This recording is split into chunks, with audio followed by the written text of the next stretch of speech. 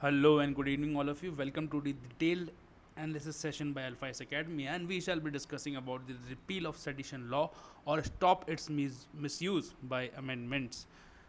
तो इसमें वीडियो में हम यही देखेंगे कि how the sedition law has evolve, how it is beneficial to the government or the national integrity, and how it is being misused in recent times, and what the various courts have said in various decisions, and how it curtails the freedom of expression, and what should be the way forward for the sedition law in India. In fact, why it is in news is because of Bhima Koregaon case. Now, the inquiry commission of Bhima Koregaon case had an additional affidavit filed by the some political parties which said that it is high time that the section 124A of the Indian Penal Code, which deals with the sedition, has to go under the amendments. In fact, we shall now see the background. The original law was drafted by, of course, the great Mr. Thomas Macaulay in 1837, but it was inexplicably omitted when IPC was enacted in 1860. ठीक है, 1860 में जब IPC enact हुआ तो IPC में डाल दिया गया था, बना दिया वहाँ पे। इसको जो है थॉमस मैकुले ने ओरिजिनली ड्राफ्ट किया था। तो सेक्शन जो 124 आईपीसी का है, what's inserted by the British sir James Stephen in 1870 में उसको उन्होंने इंसर्ट किया। क्यों किया? Because to control the uprising against them and to suppress the freedom movement. Now see what was the use of this law in colonial times, and what are we doing with the same law and continue with the same law in the present times. I think it's high time that we should put some reflection on that, and should do some introspection कि हम कर क्या रहे हैं।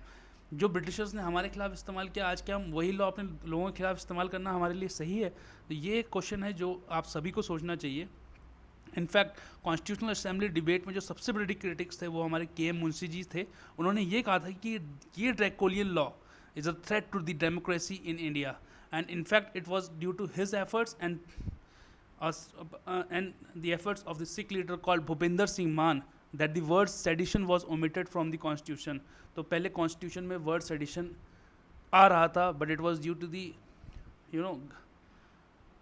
आप जो मर्जी कह लीजिए, समझदारी कह लीजिए या दूरदर्शिता कह लीजिए, के एम मुंशी जी की एंड सिख लीडर भूपिंदर सिंह मान जी की, जिन्होंने उसके खिलाफ लड़ाई लड़ी और उन्होंने कहा नहीं, कॉन्स्टिट्यूशन में सेडिशन वर्ड नहीं होना चाहिए, because this was something which was use against us when we were fighting for our freedom, and it has no place in the new India. Evolution of law देख लेते हैं। पहले ये देख लेते हैं कि सेक्शन 124A कैसा है, कॉग्निजेबल है। एक्चुअली ये बाद में कॉग्निजेबल बनाया गया इंदिरा गांधी गवर्नमेंट के टाइम पे। कॉग्निजेबल मतलब होता है कि इसका कॉग्निजेंस लिया जा सकता है, मतलब इसके लिए ज़रूरी नहीं है कि कोई आदमी जाकर रिपोर्ट करे कि नहीं भाई सेडिशन हुआ है। पुलिस या कोर्ट खुद कॉग्निजेंस ले सकती है। नॉन बेलेबल है, मतलब आपको बेल कोर्ट से ही मिलेगी, आपके पास कोई राइट नहीं है कि आप बेल क्लेम कर सकें। Bail is not your right. And non compoundable है। नॉन कंपाउंडेबल मतलब इसमें आप कोई भी कंप्रोमाइज़ नहीं कर सकते किसी साथ कि भाई हमारा कंप्रोमाइज़ हो गया सरकार के साथ, ऐसा नहीं होगा। तो मैंने आपको बता दिया कि 1870 में इसको इंसर्ट किया गया था ब्रिटिशर्स द्वारा, and this was the law use by the Britishers to muzzle the demands for freedom. For instance, Bal Gangadhar Tilak was the first person to be convicted of sedition in colonial India. हमारे महान बाल गंगाधर तिलक जी को, he was the first person that was convicted of this draconian law. After independence 1948 में आपको discussion हुआ, drop किया गया constitution से। 1949 में वो कॉन्स्टिट्यूशन का पार्ट नहीं रहा। 1951 में नेहरू गवर्नमेंट आर्टिकल 19(1)(a) के लिए एक रीजनेबल रिस्ट्रिक्शन लेके आई, जिसने रीजनेबल रिस्ट्रिक्शन क्लॉज लेके आई, जो जिसने कि रीजनेबल रिस्ट्रिक्शन पुट किया राइट्स के लिए, फ्रीडम ऑफ स्पीच की राइट के लिए। इनफैक्ट ये सही है कि ठीक है, the right should not never be absolute, it should always have some reasonable restriction, because when you give absolute rights then you run a risk of it being misused. In fact, in 1974 मैंने आपको बताया कि section 124A a cognizable offense that authorizes to police to make arrest without a warrant, बिना warrant के भी वो arrest कर सकती थी। ये इंदिरा गांधी जी के टाइम पे हुआ। बट डाटा क्या दिखाता है? 2019 का डाटा ये दिखाता है कि 25% राइज हुआ है, 41% अरेस्ट बढ़े हैं, but conviction is standing at a मियर rate of 3%। कुछ फेमस सेडिशन स्टाइल्स थे फ्रीडम मूवमेंट के द्वारा। J.C. बोस जी थे, जोगेंद्र चंद्र बोस जी थे, उनको 1891 में उनके एक न्यूज़पेपर था बोंगाबासी, उन्होंने एक आर्टिकल लिख दिया था क्रिटिसाइज़ करने के लिए एज ऑफ कंसेंट बिल के लिए। और उन्होंने बोला था कि it poses a threat to the religion and for it coercive relation with Indians. तो आज शायद ये जो कंसेंट बिल सही लगता हो, लेकिन उस समय के व्यक्तियों को वो ऐसा लगा कि ब्रिटिशर्स जो हैं रिलीजन में हमारे इंटरफेयर कर रहे हैं, और उसी को करते हुए उन्होंने एक आर्टिकल लिखा जिसके लिए उनके ऊपर सेडिशन से चार्ज किया गया। तो मैंने आपको बताया कि Tilak ji was the first person to be convicted under this draconian law. In fact the father of the nation Mr. M.K. Gandhi, that is Gandhiji, was also charged with this sedition along with Shankar Lal Bankar, who was a proprietor of Young India newspaper, for the 3 articles published in the weekly। क्योंकि गांधी जी भी बहुत openly government को criticise करते थे। Section 128 की definition देख लेते हैं। तो सेडिशन जो 124 है क्या कहता है कि एनी पर्सन बाय वर्ड्स, शब्द, आइदर स्पोकन और रिटन और बाय साइन, किसी भी चिन्ह द्वारा कोई भी शब्द या बोला हुआ या लिखा हुआ, और by visible representation or otherwise brings or attempts to bring into hatred or contempt or incites or attempts to excite disaffection toward government established by law in India. अब मैंने आपको ये इतना डिटेल में क्यों पढ़ाया, बिकॉज आप इस सेक्शन की डेफिनेशन देखिए या लैंग्वेज देखिए, ये कितनी वेग है, इसको तो कैसे भी इस्तेमाल किया जा सकता है और इसको कैसे भी इस्तेमाल किया जा रहा है। इनफैक्ट पनिशमेंट कैसी है, नॉन वेलेबल ऑफेंस है, मैंने आपको बता दिया, 3 साल से लाइफ टाइम की इम्प्रिजनमेंट है इसमें ठीक है, तो ध्यान से रहना, ठीक है, try not to get accuse in this section, और आपको फाइन तो लग ही सकता है। 10 जुडिशियल व्यू देख लेते हैं, वेरियस जजमेंट्स में सुप्रीम कोर्ट ने क्या कहा। 1962 there was a leading case that was Kedarnath Singh versus state of Bihar. Supreme court held that a citizen has right to say और right whatever he likes about the government और it measures by way of criticism or comment so long as he does not incite people of violence। कुछ भी लिख सकते हैं, लेकिन आपको violence नहीं लानी है, आपके शब्द ऐसा नहीं होना चाहिए कि लोग लड़ने लग जाए आपस में। 1982 में P Alavi versus state of Kerala में कोर्ट ने कहा कि स्लोगनरिंग, क्रिटिसाइजिंग ऑफ पार्लियामेंट और the judicial setup did not amount to sedition. And in 1995 Balwant Singh and another versus state of Punjab में सुप्रीम कोर्ट ने कहा कि reason some slogan, the slogan in this particular case was Khalistan zindabad a couple of times which neither evoked any response nor any reaction from the public, cannot attract such punishment। Let's do analysis in the arguments in favor of the sedition law and its arguments in against। तो पहले favour में देख लेते हैं। Of course it can be used to protect the national integrity and it has proved a crucial tool in combating anti-national and separatist movement and extremist elements, which tries to divide state or the country into different parts, and they have their own demands, and thus the national integrity and unity and integrity has been saved by this। Then it also helps to establish a stable political state, क्योंकि यह एक help करता है government को कि यार ठीक है, डिस्टेबलाइजेशन कहीं ना हो, उसको इलीगल या वायलेंट कई मेजर्स हैं तो उसमें लोगों को उसको सप्रेस तो नहीं बोलेंगे, उसको कंट्रोल करने के लिए हेल्प करता है, ठीक है, उसको कंट्रोल करने के लिए हेल्प करता है। एग्जांपल जैसे कि लेफ्ट विंग एक्सट्रीमिज़म है, वो लोग क्या बोलते हैं, खुला बोलते हैं कि हम लोग गवर्नमेंट को मानते नहीं है, हमारा तो अपना ही पैरेलल एडमिनिस्ट्रेशन है। तो ये जो है देश की लिए अच्छा नहीं होता है। And in fact if the contempt of court invites penal action, that is actually एक अलग एक्ट ही है, कंटेम्प्ट ऑफ कोर्ट्स एक्ट। तो contempt of the government should also attract punishment। So these are the arguments made in the favor of sedition law। Now we'll see the arguments against sedition law।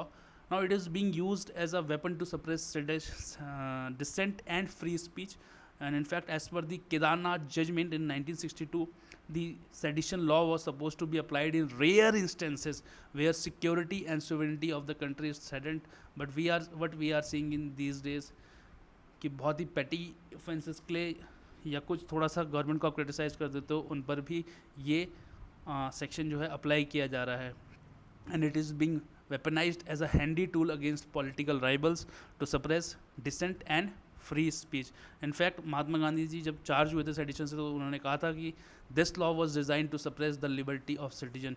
In fact Britain ने, मैं आपको बताऊं, Britain ने जिन्होंने ये हमारा introduce किया, बीज डाला, उन्होंने 2009 में इस खुद इसको अबॉलिश कर दिया था। और ये क्या क्या अबॉलिश कर दिया था कि this law was made when freedom of expression was not consider a right but it is consider a right now, and that this law has reached its time and it should go. In fact second point क्या है, it is antithetical to freedom and democracy, जो के M Munshi ji ने भी कहा था। In fact यही है कि देखो डेमोक्रेसी क्या है कि एक्टिवली पार्टिसिपेशन चाहते हैं वो।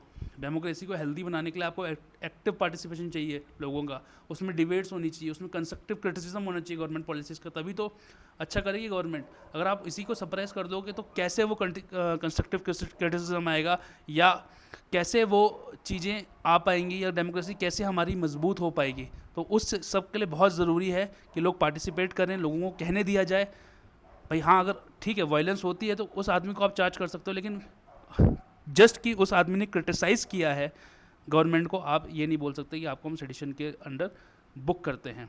And of course it is a relic of colonial legacy, हमारी कोई लेगेसी नहीं है इससे, and unsuited for modern society.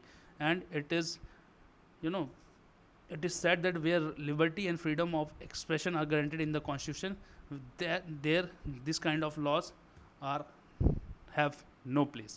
Then it has got indiscriminate utility.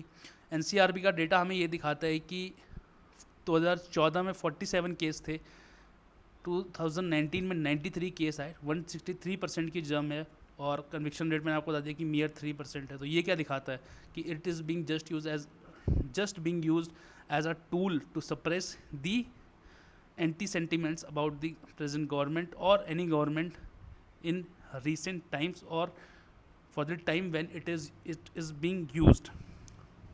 Poorly defined, मैंने आपको इसलिए वो पूरा सेक्शन पढ़ाया कि मैंने आपको बताया कि कैसे कितना पूरा है। जैसे bring into hatred और contempt, अब इसकी क्या डेफिनेशन है कभी भी आप ये डिसाइड नहीं कर सकते। और attempt to excite disaffection, भाई एक आदमी ने दो चीज़ दो आदमियों को बोली, हो सकता है एक आदमी उसको मजाक में ले ले, वो खुश हो जाए, दूसरा आदमी ऑफेंड हो जाए। तो यार ये सब चीज़ें बहुत सब्जेक्टिव होती हैं और इसको आप लॉ में तो नहीं रख सकते। तो जिसका इंटरप्रिटेशन बहुत प्रॉब्लमेटिक हो तो उसके लिए उस लॉ को शायद चले जाना चाहिए, ठीक है। इनफैक्ट एक PIL थी, former chief minister of Jammu and Kashmir के, उसमें एपेक्स कोर्ट ने यही कहा था कि expression of views which is dissent and different from the opinion of the government can not be termed as seditious. और अभी लेटेस्ट का देख लेते हैं, Disha Ravi case, that girl which was put behind the bar under this section.